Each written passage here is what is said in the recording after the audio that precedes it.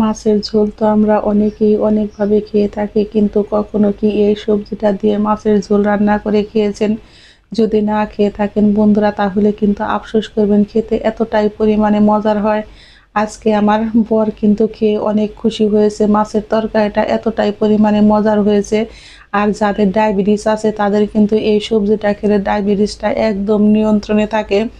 এখানে নিয়েছি আমি বেশ কিছুটা পরিমাণে কাঁকরোল। কাঁকরোলের যে উপরের অংশটুকু আমি কিন্তু ছেঁচে ফেলে দিব। তারপরে কিন্তু আমি কাঁকরোলগুলোকে এইভাবে ৪ টুকরা করে নিয়েছি, আর এগুলোকে কিন্তু বেশ ভালো করে ধুয়ে নিয়েছি। এখানে নিয়েছি আমি বেশ কয়েক টুকরা মাছ, আর নিয়েছি আমি ২ টা আলু। আলুগুলো কিন্তু আমি সিদ্ধ করে নিয়েছি। এখন চলে যাব প্রস্তুত প্রণালীতে।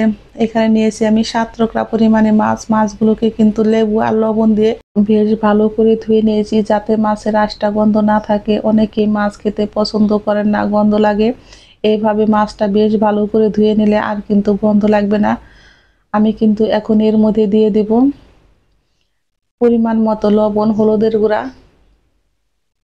মরিচের গুঁড়া, ধনিয়ার গুঁড়া, আর দিয়েছি আমি অল্প একটু পরিমাণে সরিষার তেল। মশলা দিয়ে মাছটাকে মেখে রেখেছি ২ থেকে ৩ মিনিট। চলে যাব চুলায়। কড়াইতে আমি দিয়েছি পরিমাণ মতো সরিষার তেল। তেলটাকে কিন্তু আমি বেশ ভালো করে গরম করে নিয়েছি, যাতে কড়াইতে মাছটা লেগে না ধরে। আমি কিন্তু একসঙ্গে অনেকগুলো মাছই ভাজি করব। এখানে কিন্তু আমার ৭ টুকরা মাছ আছে। আমি কিন্তু একসঙ্গেই ভাজি করব। মাছ ভাজি আমার এক পিঠ হয়ে গেছে। এখন আমি উল্টে দিব।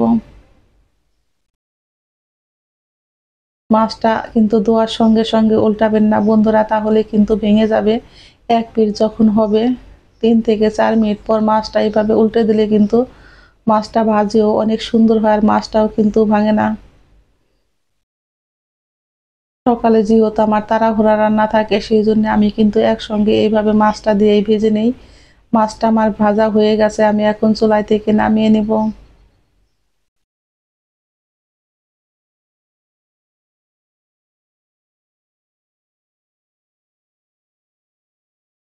মাছ ভাজি তেলের মধ্যে দিয়ে দেব আমি গোটা জিরে, একটা তেজপাতাকে অর্ধেক করে। ফোড়নটা আমি এইভাবে রেডি করে নেব। যখন দেখবেন ফোড়ন থেকে একটা মিষ্টি গন্ধ বের হয়, তখন বুঝবেন ফোড়নটা রেডি হয়ে গেছে।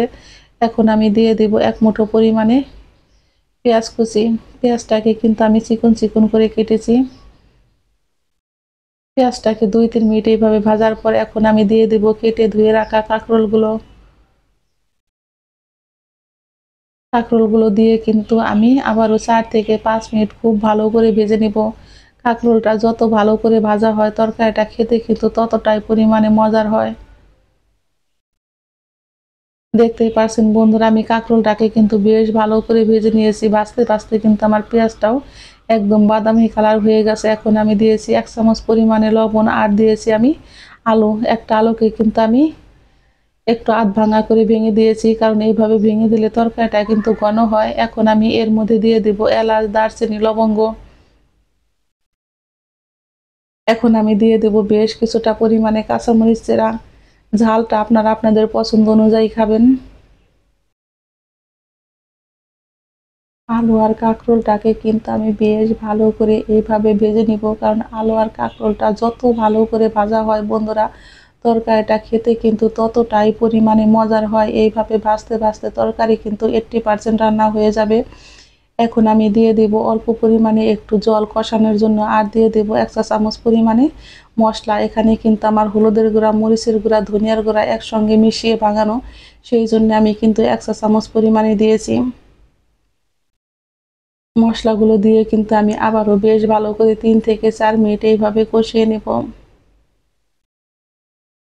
আমি এই তরকারির জন্য একটা মশলা তৈরি করেছি। এর মধ্যে দিয়ে দেব ১/২ চা চামচ পরিমাণে সেই মশলাটা বন্ধুরা। এখানে আমি মশলাটা তৈরি করেছি মৌরি, জিরা, ধনিয়া, শুকনা মরিচ, তেজপাতা। এগুলোকে কিন্তু আমি কাঠখোলায় বেশ ভালো করে ভেজে শিলপাটায় আমি গুঁড়ো করে নিয়েছি, সেই মশলাটাই দিয়েছি। আর মশলাটা দেওয়ার কারণেই কিন্তু মাছের তরকারিটা খেতে এতটাই পরিমাণে মজার হয়েছে। আমি কিন্তু অল্প পরিমাণে ঝোল দিয়ে আবারও ২ থেকে ৩ মিনিট কষিয়ে নিয়েছি। এখন দিয়ে দেব পরিমাণ মতো ঝোল। ঝোলটা দিয়ে কিন্তু আমি আবারও ৪ থেকে ৫ মিনিট এইভাবে তরকারি রান্না করে নিয়েছি। আমার কাঁকরোলটা কিন্তু নরম হয়ে গেছে বন্ধুরা, দেখতেই পারছেন। এখন আমি লবণটা দেখে নেব ঠিক আছে কিনা। লবণটা আমার একদম ঠিক আছে। এখন আমি দিয়ে দিব এর মধ্যে ভেজে রাখা মাছগুলো।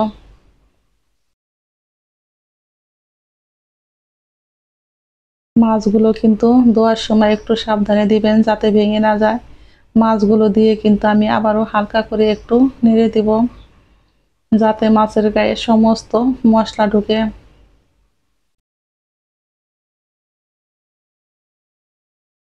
আমার তরকারি রান্না কিন্তু প্রায় রেডি হয়ে গেছে বন্ধুরা। তরকারিটা দেখতে যেমন সুন্দর হয়েছে, খেতেও হয়েছে কিন্তু সেই স্বাদ। এই পর্যায়ে আমার রান্নার রেসিপি যদি একটু ভালো লেগে থাকে অবশ্যই একটা লাইক, কমেন্ট, শেয়ার এবং যারা আমার নতুন বন্ধু আছেন তারা এই চ্যানেলটিকে একটা সাবস্ক্রাইব করতে ভুলবেন না। আমার নতুন এবং পুরাতন সকল বন্ধুদের জানাই আমি অসংখ্য ধন্যবাদ। এখন আমি এর মধ্যে দিয়েছি 1/2 চা চামচ পরিমাণে ভাজা জিরার গুঁড়ো।